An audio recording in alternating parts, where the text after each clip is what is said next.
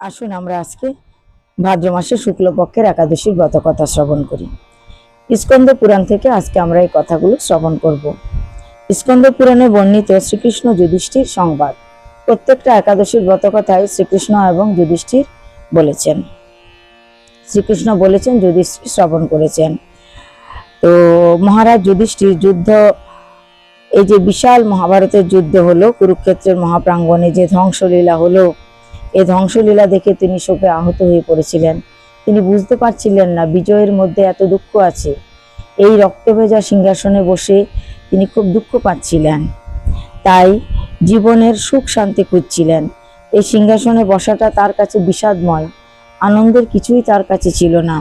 তাই যিনি এই ধ্বংসের পথ দেখিয়েছেন, যিনি এই মহাভারতের যুদ্ধের কথা বলেছেন, সে গোবিন্দের কাছেই তিনি আশ্রয় চাইতে গেলেন, সুখের পথ খুঁজতে গেলেন।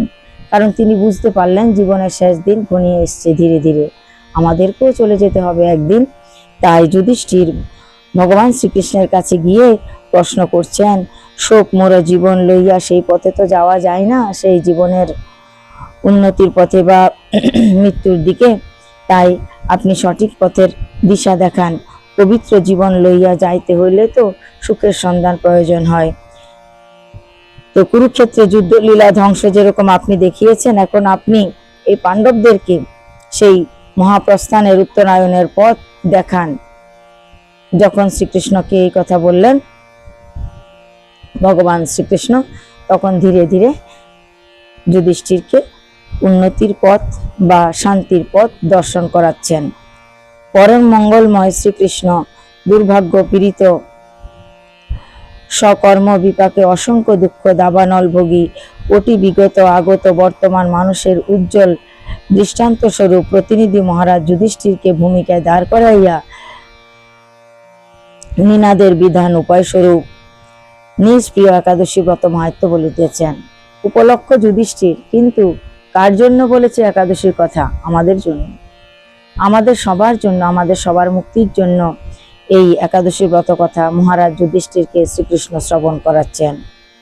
শ্রীকৃষ্ণ মুখে এই যাবৎ একাদশীর ব্রত মাহাত্ম্য শ্রবণের এবং পালনের মহারাজের অন্তর্জ্বালা অর্ধেক কমিয়া গিয়েছে।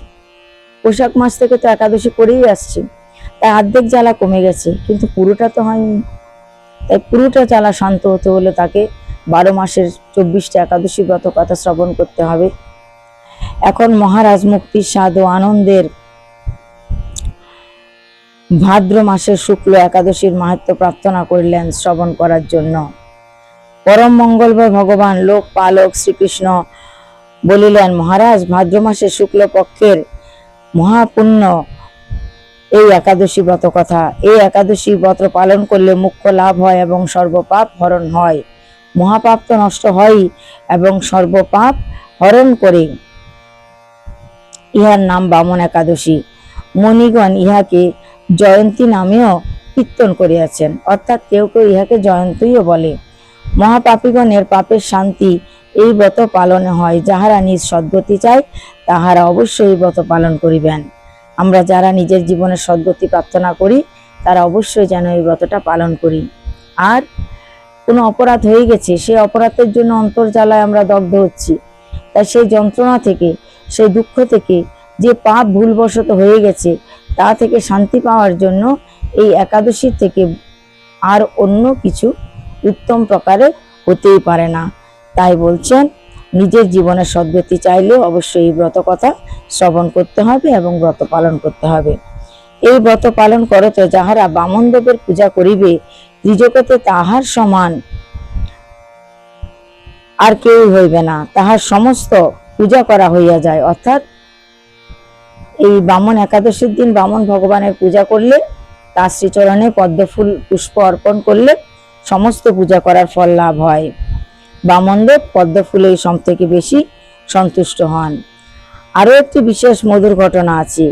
এই একাদশী তিথিতে ভগবান অনন্তদেব অঙ্গ পরিবর্তন করেন। এর আগে আমরা শয়ন একাদশী কথা শ্রবণ করেছি, তাই এই একাদশীতে ভগবান 500 পরিবর্তন করেন, অঙ্গটাকে পরিবর্তন করেন। এক চাপে এতদিন শুয়েছিলেন, এখন একটু এদিক থেকে ওদিকে নড়ে শুবেন। তাই এই একাদশীর আরেকটি নাম হচ্ছে 500 একাদশী, অর্থাৎ ভগবান পাশ ফিরবেন। মহারাজ যুধিষ্ঠির বললেন, হে কৃষ্ণ, আপনি অনন্তদেব রূপে কোথায় শয়ন ও পার্শ্ব পরিবর্তন করেন এই বিষয়ে বিস্তারিত বর্ণনা করুন। জানবার জন্য আমার নিরানন্দ হৃদয়ে আনন্দ জাগিতেছে। মহারাজের মন আনন্দহীন, কিন্তু এই কথা শ্রবণ করার জন্য মনে আনন্দ জাগছে, যে কথা শুনলে ভালো লাগবে। শ্রীকৃষ্ণ বললেন, মহারাজ, পুরাকালে ত্রেতা যুগে বলি নামে এক মহারাজা ছিলেন। তাহলে এটা ত্রেতা যুগের ঘটনা। বলি মহারাজ ত্রেতা যুগে ছিলেন। সেখানে তিনি দানবের সন্তান হয়ে জন্মগ্রহণ করলেও ভগবান শ্রীহরির তিনি অনেক আরাধনা করেছেন। নিত্য তিনি ভগবান শ্রীহরির আরাধনা করতেন। কিন্তু দেব এবং দানবের সবসময় যুদ্ধ লেগেই থাকে, তাই দেবাসুরের যুদ্ধ সবসময় সংগঠিত হয়। ইন্দ্রপদ পাওয়ার জন্য তিনি ইন্দ্রকে পদচ্যুত করে নিজেই স্বর্গে বসে গেলেন এবং তার জন্য তিনি যজ্ঞ করতে লাগলেন। নিরুপায় হয়ে ইন্দ্র আদি সমস্ত দেবতারা নারায়ণের শরণ নিলেন। তার নারায়ণ দেবতাদের দুঃখ মোচন করার জন্য বামন রূপ ধারণ করে বলি রাজার সেই সভায় উপস্থিত হলেন। তো সেই সভায় উপস্থিত হলে সমস্ত দুঃখ দূর করার জন্য তিনি সিদ্ধান্ত নিলেন। এইভাবে বহু প্রকারে আমার সুবিধা এবং সুখ বিধানের জন্য বলিদেব সচেষ্ট হইলেন। যখন রাজসভায় উপস্থিত হলেন, বলিদেব সুন্দর বাক্যে আদর অভ্যর্থনা করে সমস্ত রকমের সুখ বিধান করার জন্য চেষ্টা করলেন। ভগবানকে আনন্দ দান করার জন্য, সেবা দান করার জন্য তিনি তৎপর হলেন। ওই মনন্তরে বামন রূপে এই একাদশী তিথিতে আবির্ভূত হইয়াছিলাম। ভগবান ওই মনন্তরে এই একাদশী তিথিতে তিনি জন্মগ্রহণ করেছিলেন। মহারাজ, তখন একদিন বলি মহারাজের দান যজ্ঞ রূপ যখন হচ্ছিল, সেখানে আমি দান গ্রহণ করার জন্য গেলাম। বলি মহারাজ তো আমাকে ব্রহ্মচারী রূপে দেখে অত্যন্ত খুশি হলেন। তিনি সম্মান করলেন, পূজা করলেন, কিন্তু আমি তার কাছ থেকে ত্রিপাদ ভূমি চাইলাম। তিনি তো অনেক দিতেই রাজি ছিলেন, কিন্তু আমি তার কাছ থেকে কেবল 3 পদ ভূমি চাইলাম। তিনি তখন চিনতে পারলেন না আমি তার ইষ্টদেব ভগবান, তথাপি তিনি রাজি হলেন আমাকে 3 পদ ভূমি দেবেন। কিন্তু এক পায়ে 14 ভুবন ব্যাপী আমি বিশাল মূর্তি ধারণ করে আমি পুরো পৃথিবী এক পদেই হরণ করে নিলাম। দ্বিতীয় পদে স্বর্গ মর্ত্য পাতাল সবকিছুই আমি মেপে নিলাম। তৃতীয় পদ কোথায় রাখবো? আমার সে বিশাল মূর্তি দেখে, সেই বিশ্ব বিভূতি রূপ, সেই বিরাট রূপ দেখে বলি মহারাজ চিনতে পারলেন ইনি আমার ইষ্টদেব নারায়ণ। তখন তার খুশির কোনো সীমা রইল না। তিনি আমাকে চিনতে পেরে আরো অধিকতর পূজা করলেন, স্তব করলেন, স্তুতি করলেন এবং বললেন, হে প্রভু, কৃপা করে আপনার ত্রিপদ, যে 3 পদ ভূমি চেয়েছেন, 2 পদ ভূমি দিলাম, 3 পদ ভূমি আপনি গ্রহণ করুন। আমি বললাম, বলি মহারাজার হাত ধরে, 3 পদ ভূমি আমি কিভাবে গ্রহণ করব? হে বলিরাজ, তুমি তো সংকল্প নিলে 3 পদ ভূমি দেবে, কিন্তু দেখো আমি 2 পায়ে সমস্ত বিশ্ব সংসার মেপে নিয়েছি। 14 ভুবন জুড়ে আমার এই রূপ, তুমি কোথায় আমাকে জায়গা দেবে? বলি মহারাজ বললেন, হে প্রভু, এখনো আমার এই মস্তকটা স্বাধীন আছে। তিনি মাথার মুকুট নিচে রাখলেন, তার মস্তকটা হেলিয়ে দিলেন আমার চরণের দিকে এবং বললেন, প্রভু, কৃপা করে আমার মাথার উপর আপনার শ্রীচরণ রাখুন। অর্থাৎ 3 পদ ভূমি তিনি দান করবেন। বলি মহারাজের এহেন নীতি দেখে, তার এত ভক্তি দেখে আমি খুব শান্তি পেলাম, তৃপ্তি পেলাম। তো বলির মহারাজকে তখন আমি তার মাথার উপরে আমার শ্রীচরণ রেখে তাকে পাতালে পাঠিয়ে দিলাম। সুতোর লোক তাকে আমি উপহার হিসাবে দিলাম, আর কথা দিলাম আজ থেকে আমি তার কাছেই থাকবো। এভাবে আমি বলি মহারাজকে কৃপা করলাম।